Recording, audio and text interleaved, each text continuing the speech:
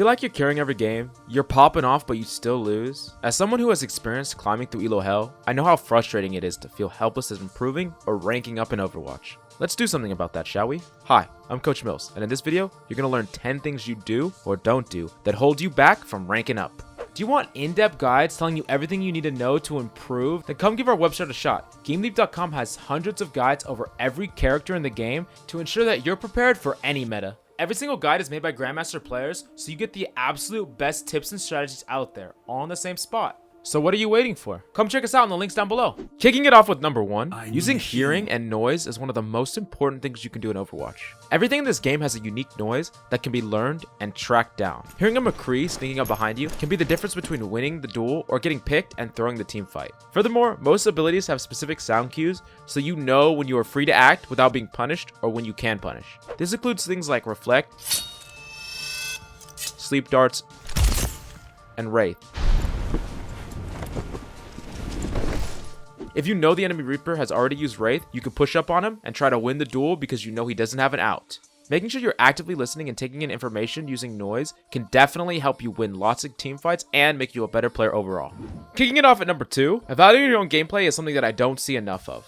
Review your mistakes and learn from them. Self-VOD reviews can be the best type of VOD review because you can be extra hard on yourself. Don't focus on other people and their mistakes. Try to find your own mistakes. I can guarantee you if you go back and watch some of your VOD reviews, you'll definitely see all the mistakes that you're making. Worrying about what your teammates and other people did in their game is counterproductive in letting you improve unless you really go through and pick out your mistakes first. In fact, doing a self-VOD review can be extremely important, and before you send your own VOD to any coach or anyone else, definitely take a look at it yourself and give yourself a self-VOD review. Moving on to number 3, autopiloting and tunnel vision are some of the biggest mistakes that you could be making in your ranked games. Keep track of allies. If they peel for you, reevaluate what you're doing. If you're a support in the backline that's being pursued by a Tracer or a Doomfist, sometimes you need to be putting pressure onto that character. However, if a DPS comes and peels for you, sometimes you need to reevaluate exactly what you're doing. Maybe it's better to enable them to do their job as opposed to doing the job yourself. Furthermore, don't repeat the same functions over and over.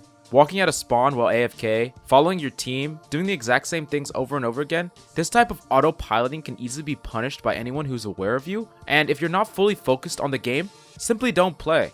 If you feel like you can't be fully focused and be giving the game your upright attention, simply take a break, play some tryhard free-for-all or some quick play, or go play another game. Come back to ranked Overwatch only when you're fully focused and ready to play, so that way you're not going to be tunnel visioning, autopiloting, and you'll be at the top of your game.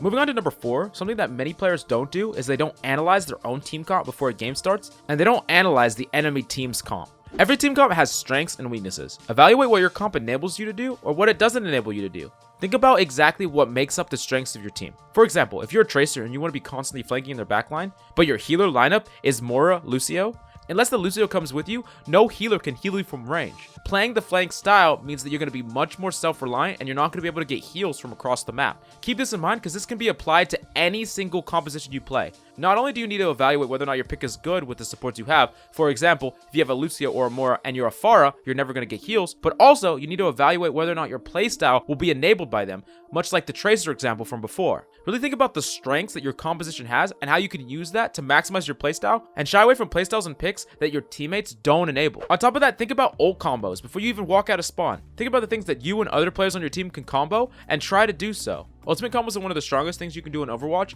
and often finding an ultimate combo that's extremely powerful and using it as many times as you can in a single game could definitely be the route to win you more SR. Also, evaluate the enemy team comp.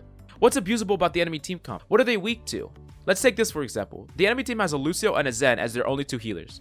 Keep in mind that they will be low on sustain. They won't be able to heal up their tanks. So if you put pressure into their tanks, they're not going to be able to heal them up over time. Now, while these 2 supports definitely give utility, they don't mass heal enough. So if you put pressure on the enemy tanks, you can definitely punish their lack of main heals. Much in the same way you evaluate your own team comp strengths and weaknesses, you can also evaluate the enemy team's weaknesses and abuse them. Moving on to number 5, you need to be shutting down the enemy's plays. This requires ultimate tracking. Let me explain. Have you ever won multiple fights in a row, but then suddenly lose to a Nanoblade or the enemy team using Grav plus a whole bunch of ultimates? In order to get every ultimate combo off, it requires time and setup by the enemy. Not only do they have to wait for 2 ultimates or more to be online, but they have to combo them together in a successful way. If you track the enemy team's ultimates, you can adjust your play to beat that ultimate. Sometimes pushing aggressively can disrupt the Ana from getting the nano off onto their Genji. Other times playing spread can make it harder for the Zarya to get a solid grab, so the Hanzo can't get a huge 4 or 5 man dragon. Track enemy ultimates if you can, especially if they haven't used them over multiple periods of time. Often, they're going to try to combo. Stopping the combo of ultimates could put all that hard work and effort into no teamfight win for the enemy team, thus winning you tons of teamfights and getting you that sweet SR. Moving on to the next thing on our list, wasting ultimates in one fights or not investing enough ultimates in fights that are winnable. You need to understand just how far ahead you are. Track how many people die on both teams so you can help make that assertion. Furthermore, in fights where you only have a slight advantage and the enemy team activates an ultimate, you probably need to invest ultimates yourself. Weigh the risk versus reward of using all your ultimates versus losing the team fight. For example, you're fighting on second and there's not enough time to regroup if you lose the team fight in order to retake second. You need to use all your ultimates and try to secure the team fight. Saving ultimates for the preceding fights can be a strong play, however you might not even get that option if you don't win the team fight in that moment.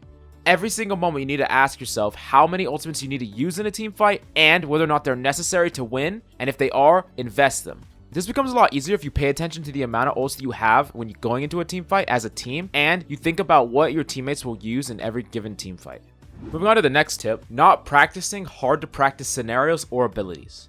Now let me really explain this one because this one's an important one. While just playing competitive is adequate for practicing many things, such as game sense, positioning, and mechanics generally, it fails to set you up with every scenario in order to perform simply due to the lack of consistent practice. Let me break this down. If you only play ranked as a Widow, you might not play the Widow versus Widow matchup every single game. Even worse than that, in the games that you actually do face a Widow, you might actually fight her 1v1 4 through 8 times tops in a single match. By practicing in Widow free-for-alls, you get to practice that matchup immensely more than just that 4 to 8 times that you'll have every couple of games. This goes even more so for ultimates like Dragon Blade and Pulse Bomb. If you only practice these abilities in game, you won't get that much actual practice time. Setting up scenarios where you can Pulse Bomb practice bots, or setting up Dragon Blade scenarios, playing in Widow free-for-all, and setting up all these hard to practice scenarios so that when they come up in your ranked games, when you have to take that Widow 1v1, instead of practicing it 4 to 8 times every couple of games, you've practiced hundreds of times in free-for-all. You know the matchup, you know how to play it, and you know how to win it. Practicing hard to practice scenarios and abilities in other ways can help you perform well in competitive so that you have the leg up against people that you run into. Moving on to the 8th tip on our list, clear, concise comms are detrimental in order to carry games and climb in a competitive environment. Not everyone likes to calm, and that's fine. However, a certain amount of comms can definitely gain you SR, even minimal comms. To contrast this, some people love to calm. However, a lot of the comms are not hyper-focused. What you need to do is learn how to give clear, concise comms with no filler as fast as possible. Let me give you these examples. Saying something simple like, monkey sleeping behind payload, can give everyone on your team the information they need in order to actually help you. They know that a monkey has slept, and they know his location because they can easily identify the payload. Focus Lucio wall riding left. Calls like this are much easier to follow.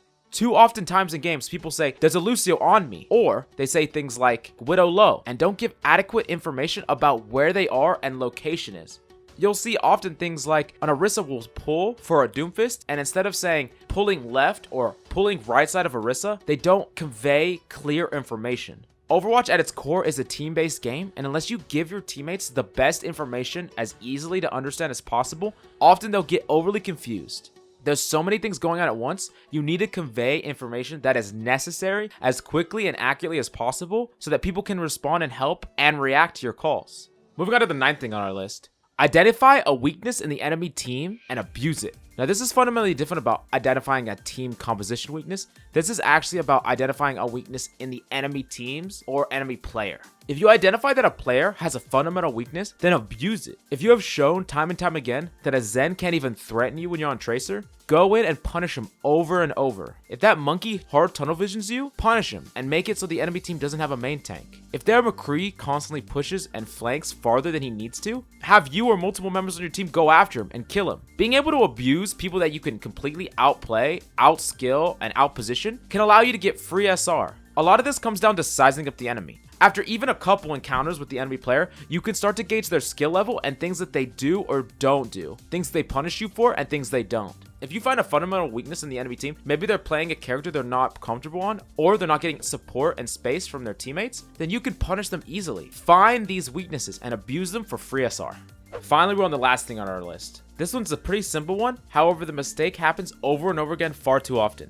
You need a hard reset before every engagement. Too many times do you and your team get staggered because of trickling in. Especially as you rank up, enemy teams are going to get far better at punishing you for fighting 3v6, so learn this now so it doesn't affect you later. Pushing up at the choke with 3 people while the enemy team's a full 6 can easily get punished. You don't have the full space nor the healing in order to sustain yourself if the enemy team wants to push up and get staggers. Often, maybe in your games, you feel like you're the one that is never staggering, but your teammates are. More often than not, you could be creating some of the problems by pushing yourself up in the first place. Often, by pushing yourself up in positions where you shouldn't be, you give your teammates a false sense of pressure and security and can encourage them to overextend. Fully regroup every single time and try to be proactive in telling your teammates to regroup as well. Not fighting full 6v6s can be the easiest way to lose games and lose SR against enemy teams and players that you're far better than. Anyways, I hope that this guide has been helpful for you. If you have any questions, please leave them in the comments down below. I'm Coach Mills, and until next time.